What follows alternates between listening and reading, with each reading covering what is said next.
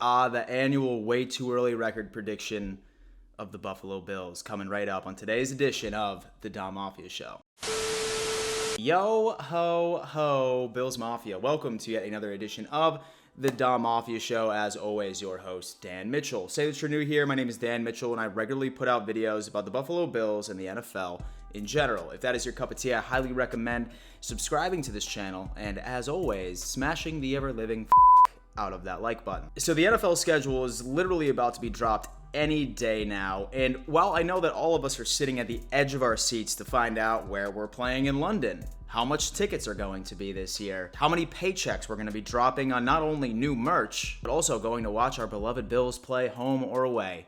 So to kill the time, I figured the best thing to do is go game by game of all of our opponents and make a prediction on how the Buffalo Bills are going to fare out this year. Like I said, the schedule isn't out yet, but the 2023 opponents have been known for quite some time now. And now that the draft and free agency is over for the most part, I think we all have a pretty good idea about how all of these teams stack up against each other based off of experience. So like I said, we have all of our opponents right here. I'm going to start off with the home games, and then I'll transition over to the away games until we get to a final record. First opponent we welcome home is going to be the Denver Broncos. Now, don't get me wrong. I would say the Denver Broncos may have went down in history as the most disappointing teams in NFL history, at least for quite some time. Russell Wilson looked nothing like himself, and frankly, they pissed away a very, very good defense. Now, don't get me wrong.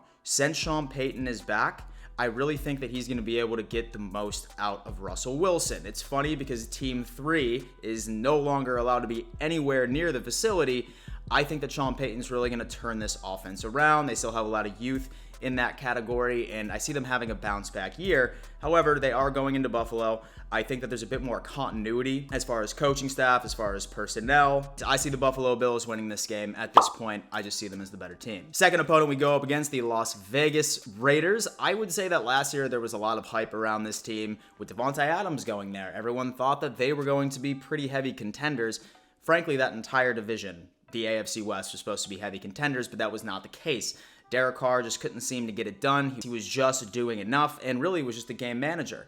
So how do they respond to that during the offseason? They get another game manager to be under center, and that just so happens to be Jimmy Garoppolo. They lost Darren Waller. That was a huge part of their offense. Their defense still has quite a few question marks outside of a pretty good pass rush.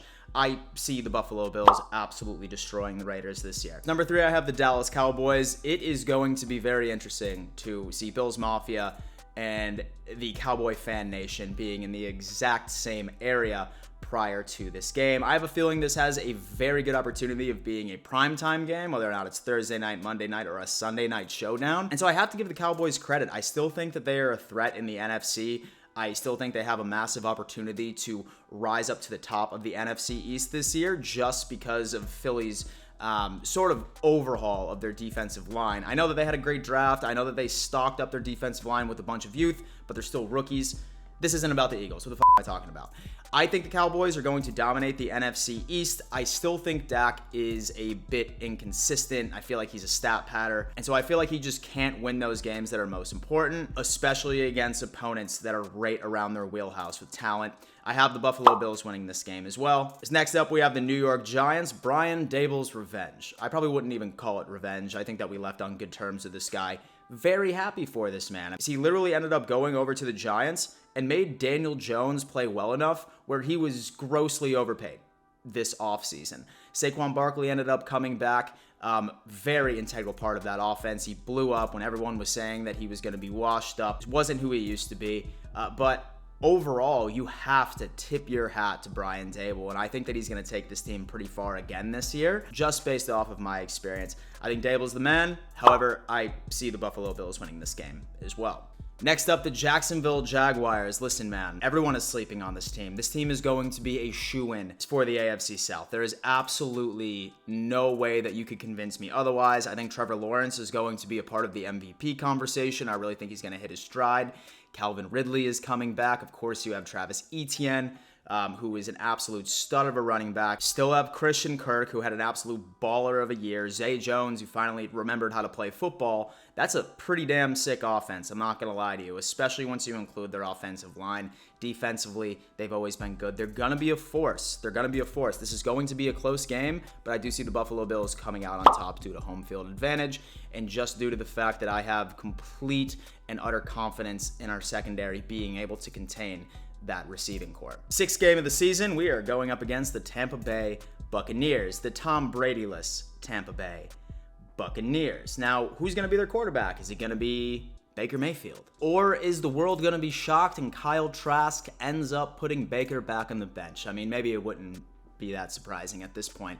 But other than the quarterback position, they're still pretty stacked when it comes to receivers. I mean, when you have Chris Godwin, you have Mike Evans, pretty solid offensive line, and although their defense is aging a little bit, it is still a force to be reckoned with. I think it's going to come down right to the quarterback situation, and that's exactly why I see Buffalo Bills winning this by at least 2 or 3 scores. Now it comes into divisional play, ladies and gentlemen. Now, there is no surprise. There's absolutely no surprise that this division got absolutely juggernaut status over this offseason.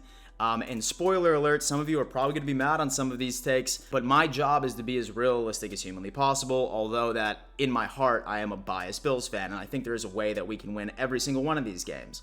But with that being said, the New York Jets. With Aaron Rodgers coming in, I think this was the final piece that this team was missing, frankly. They have the youth on offense. They have the youth on defense. They're very well coached. They were a quarterback away last year from literally being Super Bowl contenders, I would say. That's how young and talented and stacked this team is. This game we lose. I think that Aaron Rodgers is going to come into Buffalo. I think that it's going to be one of our historic Buffalo Bills off days, and I just have a feeling that they're going to pull off a tight one. Don't worry, I do have our revenge coming, but that's where I'm at right now. Next up, the New England Patriots. I mean, honestly, man, this team is not who they used to be. As much respect as I want to give them based off of their history of just dominating us for years, I don't really know what's going to happen. I know a lot of Patriots fans are excited that Bill O'Brien is back and he's going to rebirth Mac Jones, but I mean, honestly, it seems like Belichick is completely checked out at this point. Really didn't put in a lot of effort to bring him any sort of considerable weapon, especially since right now you would say that the best receiver on that team is Juju Smith-Schuster. So I just see the Buffalo Bills being able to overpower this team. I'm not sleeping on their defense. They have a very, very good defense, great secondary. I'm excited to see what Christian Gonzalez does out of that DB position group. But, I mean, I see us absolutely spanking the Patriots at home this year. Next up, the Miami Dolphins. Now, listen, this is also a very good team, just like the Jets. I still think they're just a quarterback away. I'm not a Tua believer. I think he's a one-rate quarterback. And the best ability, obviously, is availability, which he has failed to live up to.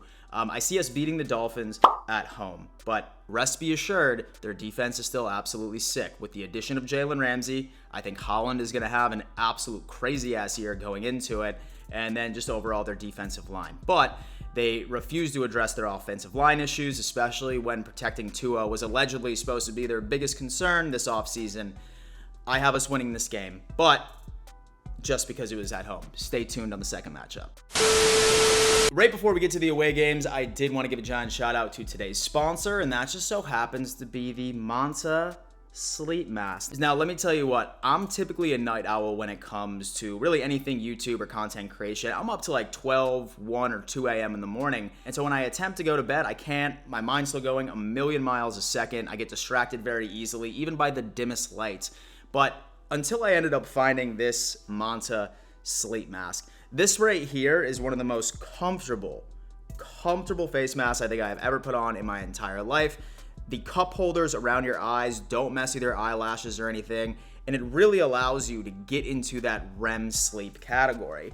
It is an amazing asset, especially for anybody that has issues getting quality sleep from the day to day. As soon as when I partnered with Manta, they gave me 2 of these masks, and I gave one of them to my mother because she wanted to try them out. Haven't gotten it back. Have not gotten it back. So if you're sitting around trying to think of the best thing you could buy your mom for Mother's Day, this would be absolutely amazing. There's a bunch of different colors, a bunch of different styles. There's a couple of brands where they have earplugs too. So check that link in my description. My code's going to get you 10% off. You will not be sorry. The away games, baby. Listen. Yeah. Yeah, we have a very difficult away stretch. I'm not going to lie to you. It's not fun, but we have to go through it, right? So right at this point, we're sitting at 8-1 with the only loss being to the Jets at home. And then we go into Philadelphia, another area in which I'm very curious to see how Eagles fans and Bills Mafia integrate within a city. I sincerely hope that they are able to invest a bit more into infrastructure for that weekend. But the Philadelphia Eagles, man, I mean, they were in the Super Bowl. In my opinion, I thought that they were the better team during the Super Bowl. They just made a couple of key mistakes that shouldn't have been made, frankly. I still have a lot of respect for this team. They did lose quite a bit on their defensive line. I know everyone's super excited about their pickups in the draft, but let's be honest with ourselves. They're rookies, okay? I don't see them living up to an MVP caliber, at least both of them. So, based off of their defensive line, I do see them struggling a little bit. Their offense is still pretty damn scary, I'm not going to lie to you. Jalen Hurts looked absolutely amazing last year. You add DeAndre Swift from the Lions as their running back to replace Miles Sanders. Still have A.J. Brown, still have Devontae Smith, still have Dallas Goedert. Very good offensive line. This team is good, so hence why I have us losing our second game of the season against the Philadelphia Eagles in Philly. Next up, the Cincinnati Bengals. Once again, we are going back to Cincinnati. When will all of these amazing AFC teams actually come to Buffalo? That would be nice. But, I mean, when you look at the Cincinnati Bengals, they still have the best wide receiver trio in the entire NFL. Their offensive line was added on to this offseason with including Orlando Brown Jr., who is going to help out that offensive line tremendously. However, the reason I have the Buffalo Bills winning a close one in this matchup is due to the fact that both of their safeties, Pro Bowl safeties, are gone. I think that their defense has some pretty serious holes that they're going to have a hard time filling and have a hard time guys stepping up and filling the shoes of Bates and company.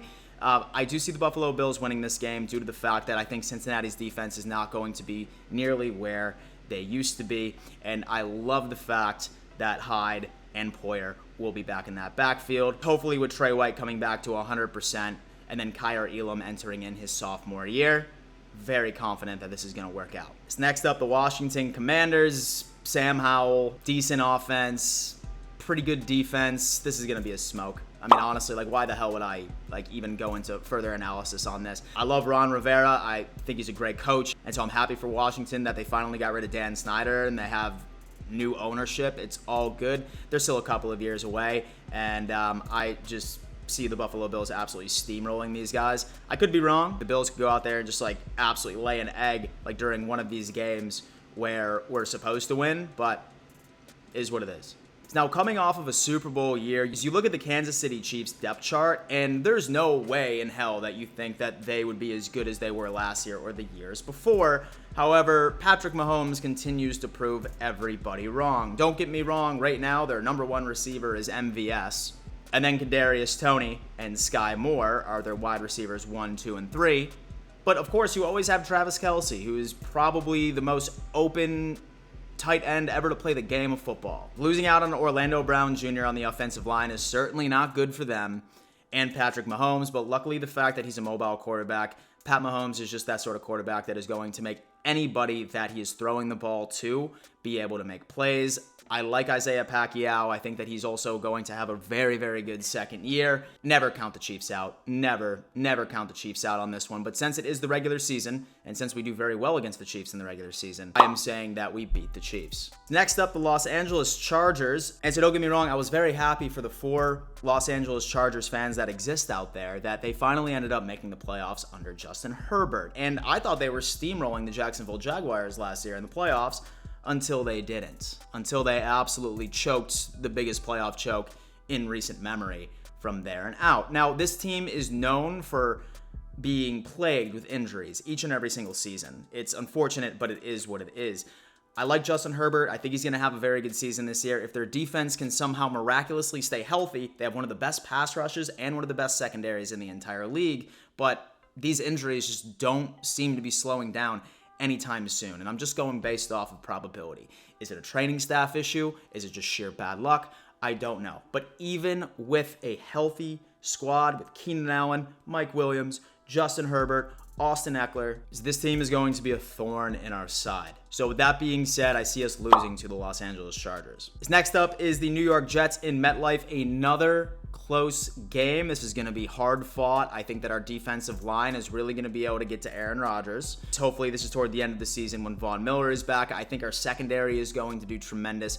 And then I also see the Buffalo Bills really being able to lean on a heavy run game, heavy run scheme with Latavius Murray, so Damian Harris, and Josh Allen really being able to target and get Dalton Kincaid, Stephon Diggs, and Gabe Davis involved as much as humanly possible. I see us getting our revenge in MetLife. Next up, the second matchup with the New England Patriots in Foxborough. Spoiler alert, once again, I do see us winning this game. I just don't see the Patriots anywhere near the talent caliber that is within the rest of the AFC, the league, and particularly in the AFC East. I have this as a dub. Last but not least, I have the Miami Dolphins. I see the Dolphins coming out on top on this one. In Miami, I do. More than likely, it's going to be the first couple of weeks of the season. It's going to be 108 degrees. We're going to see like 30 of our guys down there like gasping for IVs. But I see their defense really going on ahead and putting it on us. I see Tua making enough plays to win. It's going to be another boring repeat game of last year. So final score prediction is going to be 13-4. Do me a favor, sound off in the comments of what your final record prediction is going to be. Did you agree with me on my takes of what our opponents look like so far? If you think that I'm crazy for thinking we won some of these games or crazy because I'm saying we lost some of them. I always love hearing that. Quick little announcement, guys. From now on, every single Monday through Friday at 11 a.m. EST, I will be going live for Don Mafia Live. It is going to be an awesome live show where I just give you all the news that's going around the NFL, Buffalo Bills in general. I'm going to have some other NFL content creators on here as regular guests to ask them exactly what is going on with their team during the offseason and update us all on what is going on in their world. It's an hour right before the Pat McAfee show. So say that you want to watch the Dollar Tree version or the flea market version of the Pat McAfee show, make sure that you tune in at 11 a.m. EST, Monday through Friday. Thank you so much for tuning in to yet another edition of the Don Mafia show. And before I let you go, you better always remember, let's go Buffalo.